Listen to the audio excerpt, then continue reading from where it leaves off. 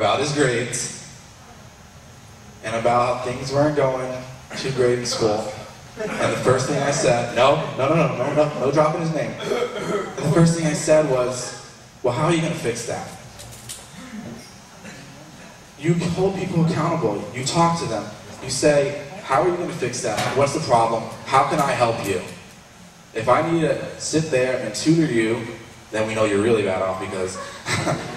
But if one of us needs to step up and tutor and talk to people about helping them at school. I know Brittany over here is an AP student. So if you need help in homework, she's someone you can go to. I'm sure she feels like she can step up.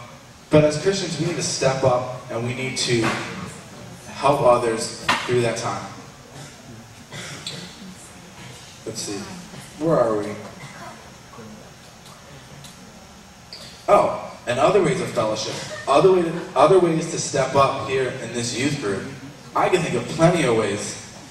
One of which, you ever think about this? Staying late and picking up trash. Wait a minute. Picking up what? I just did my nails, I ain't touching trash. Every one of us in here is called. This is the place where we come together and we worship God. This is the place where we come together and fellowship. And how do you step up in fellowship? You put yourself out there for each other, for other believers, for other people in this youth group. You put yourself out there to be somebody. You know, on what was it? The 31st for the Harvest Festival, right? How many of you went to that Harvest Festival? It was awesome. How many of you helped out there until 10 o'clock with us to clean? Whoa. Wait a minute. Raise your hand. Raise your hand if you went to the Harvest Festival again. If you're here for the Harvest Festival. Right. How many of you were here until 10 o'clock with Ed and myself cleaning? Oh, well, yeah, excuse me. That's one way of stepping up. That's one way of stepping up in the church, stepping up and staying late, coming early.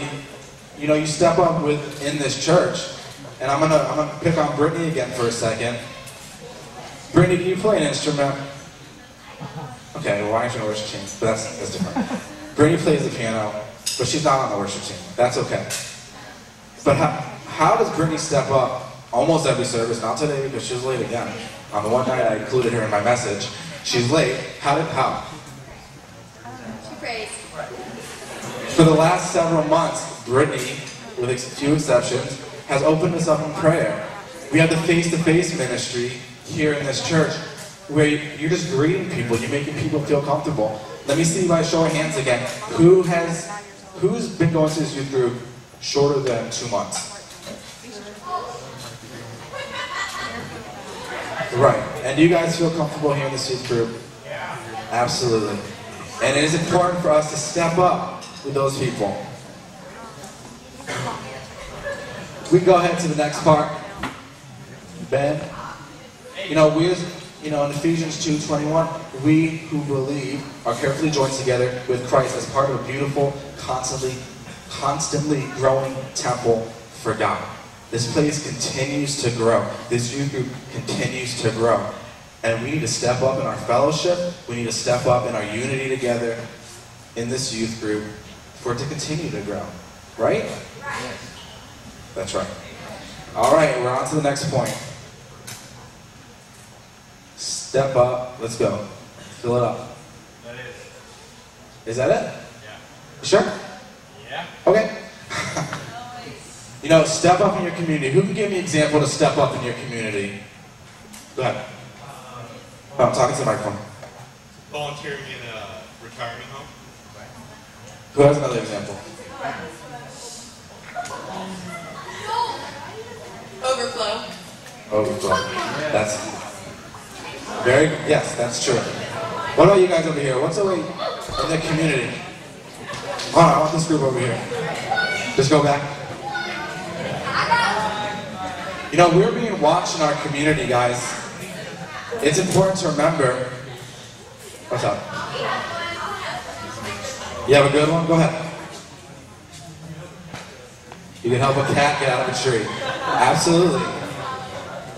Well, I'm going to get back to our message now, but keep those ideas and do them, right?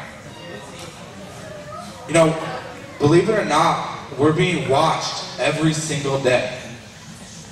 Kind of creepy, but bear with me for a minute. We're being watched in our community every single day. You know, we're a reflection of Jesus to everyone around us. You know, maybe that's a heavy burden for some of us to wear. Like I said, what in the world is that? Oh, nice. Like I said, we're a reflection of Jesus to everyone around us. And what do you guys think about that? Being a reflection of Jesus to everyone around you. Think to yourself. I can think to myself. I shared with you again earlier that from 7th grade on, I messed up. I didn't have the best choices. I didn't make the best decisions. Yet, people knew that I went to church. People knew that I identified myself as a Christian. But was I reflecting Jesus the way that I should have? Right. Well, I'm telling you that I didn't. You know, each decision we make is important, even if we're teenagers. Just because you're not an adult doesn't make your decisions not important. The things that you do in your school, guys, let me put this on you for a second. There's people in your school that have never even heard about Jesus. I know that's hard to believe in this country, but there's people who don't follow Christ and have no idea about Christianity, other than Farah is a Christian. So think about that. There's people in the school that the only face to Christianity that there is you. That's a lot of pressure, isn't it? I know that's a lot of pressure, and I know that's difficult. You know, my senior year of high school, or my junior year, whatever, I was in high school. I started a Youth Alive group in my school. How many of you know what Youth Alive is? Exactly. Go ahead. That's the Bible study. Right. That's the Bible study group.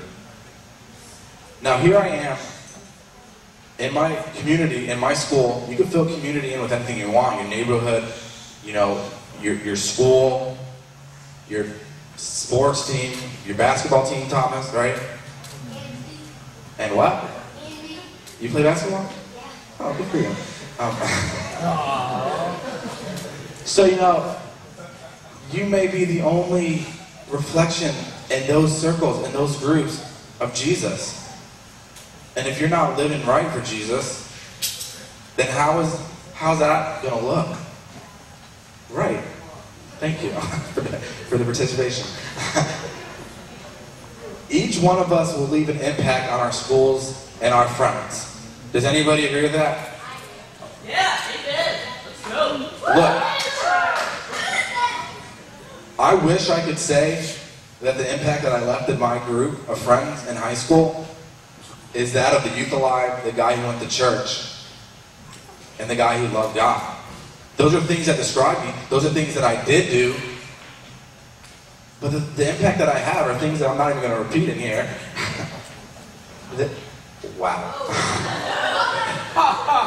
The impact that I have, that people to this day that I go back to and I talk to, people that get in contact with me over years, they go, what?